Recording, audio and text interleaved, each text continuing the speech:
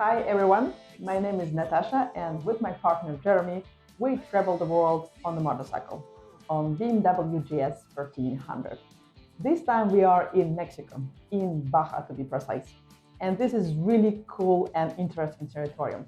This is not like mainland of Mexico, this is different. I would call it territorium of Breaking Bad. If you didn't watch that series, I really recommend that. And Baja is the desert where Walter and Jesse were cooking their stuff. Also, this is the place of absolutely amazing wildlife like sea lions, sharks, and pelicans, and so on. Also, this is the place of one of the most famous and exciting off-road race called Baja 100. So we're going to travel and we're going to share our experience with you and hope you enjoy it. Let's go.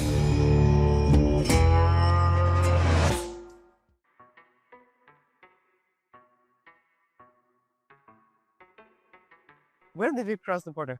We started Phoenix and we crossed the border in a little place called San Luis, Rio Colorado. Really easy border crossing. Well, easy for you. I was a bit nervous because I'm Russian. I had Russian passport. You're never sure. I expected, problem. I expect problem in any border. Ну что, добро пожаловать в Мексику. На границе мы провели примерно час. Мне на месте оформили визу. Вот. Очень обрадовались, увидели российский паспорт. Даже как-то удивительно. Обычно не рады. Ну что ж, впереди приключения.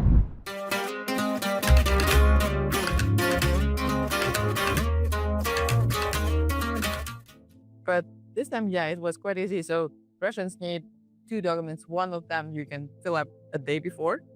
That's the tourist card. Yes. Another one, which is actually the visa in your passport as a stamp, you get, 1 hour on the border. So that was easy.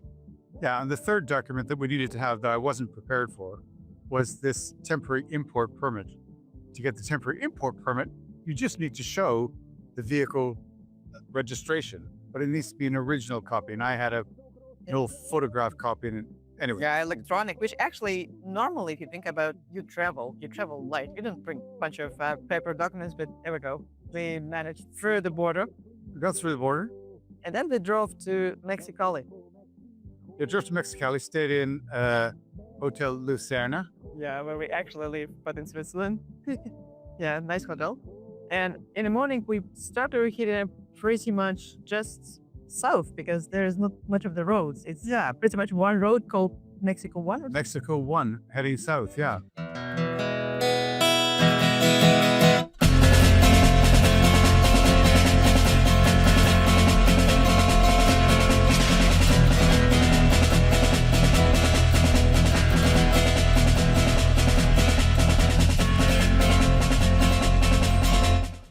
So second city we stayed was Ensenada. Ensenada. And it's like really, really touristy. Yeah, well, it's an old fishing town, but it's a proper fishing town. And of course, So they're still fishing? well, they're still fishing. We saw all the fishing boats, yeah, and there was a big fish market there. But of course, fishing is one of those things that tourist industries tend to grow around. Yeah, Fish markets. in Europe as well. Yeah, in Europe as well, and yeah, UK for sure. So it's a nice little fishing town with a really cute little fish market and lots of kind of street food, fish shops.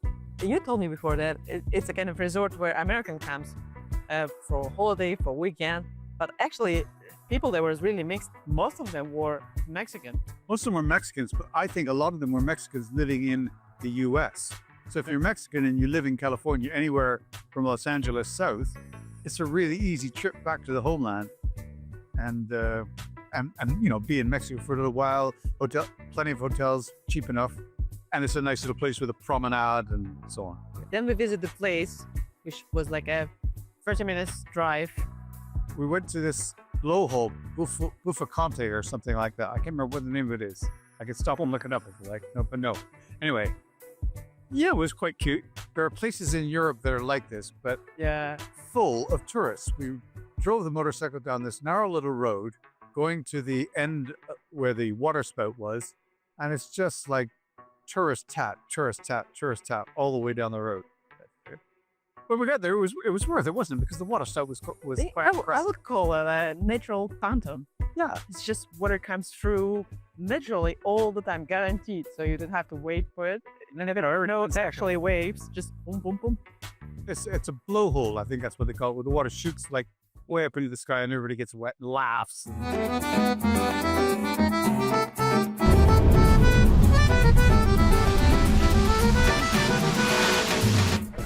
Все, что творится вокруг этого бума, это просто надо видеть. Это грёбаный зоопарк. Но очень весело. Then, before we left Ensenada, because we'd done just a little bit of research, we decided we needed to get a jerry can for fuel. So we found an AutoZone on our way out of Ensenada on a Sunday. So that was pretty good. All the shops were open on Sunday. We were able to get a fuel jerry can and fill it up with an extra 8 liters of fuel because what we read said it was 350 kilometers from one petrol station to the next petrol station. And we were really nervous, but actually it was My bike will just do 350 kilometers. This is the only one petrol station for miles and miles ahead. I think for about 400 kilometers. So Sunday, we filled up our jerry can in Ensenada and headed down to El Rosario. Not knowing anything about El Rosario, except that it looked like there was a petrol station there, and it was kind of the next dot on the map because there's a long way to go with nothing. And it was 300 odd kilometers down to El Rosario. Landscape here is like endless cactuses. That's the best way I can explain it. Yeah, there's desert landscape A, flat sand cactuses. Desert landscape B, flat sand, no cactuses. Exact. Desert landscape C, couple of hills, lots of cactuses. Desert landscape. Yeah, so I was suffering not to fall asleep. I managed, but it's on the motorcycle with the heat, cactuses, cactuses, cactuses. And appropriately, we stayed at a hotel that night called The Cactus. The cute thing about it was, we didn't really know this, but the Baja 1000 race was starting later that week. And the place where we were staying, El Rosario, has got this famous restaurant in it, Mama Espinosa, because that's been kind of the meeting point for for teams who are preparing for the Baja 1000 since it started in the 1960s.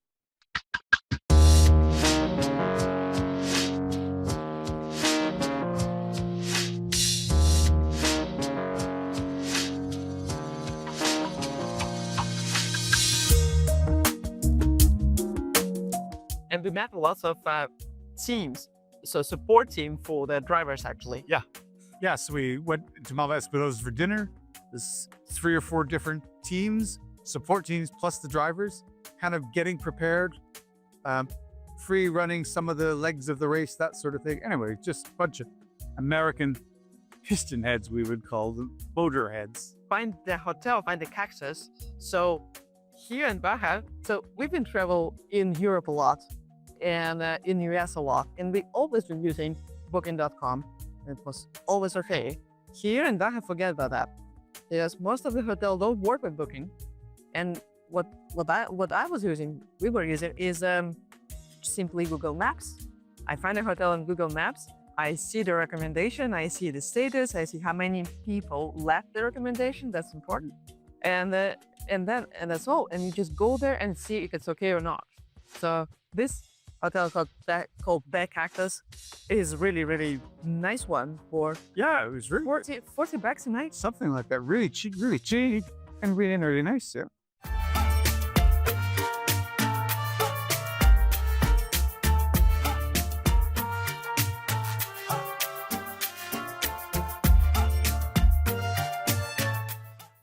Our next destination was Santa Rosalina, but on the way there we discovered a really nice coffee shop. It was only one coffee for miles and miles ahead. Really cute, really nicely done, really special. Здравствуй, товарищ Троцкий. Где бы еще можно было тебя встретить? Yeah.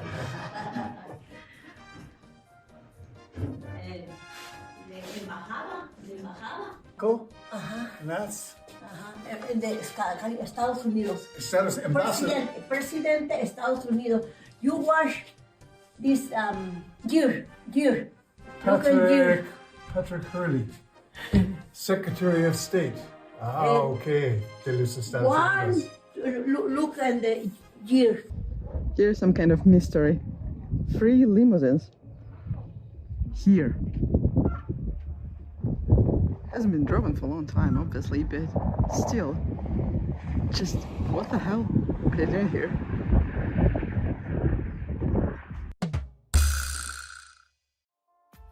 Thanks for watching until the end, guys. I'm really beginner on YouTube, so all your likes, comments, and subscribe is really important for me. Also, don't forget to hit the bell so you don't miss the next episode. In the next episode, we keep going south and eventually we will cross into mainland Mexico by ferry. So for now, take care and see you soon.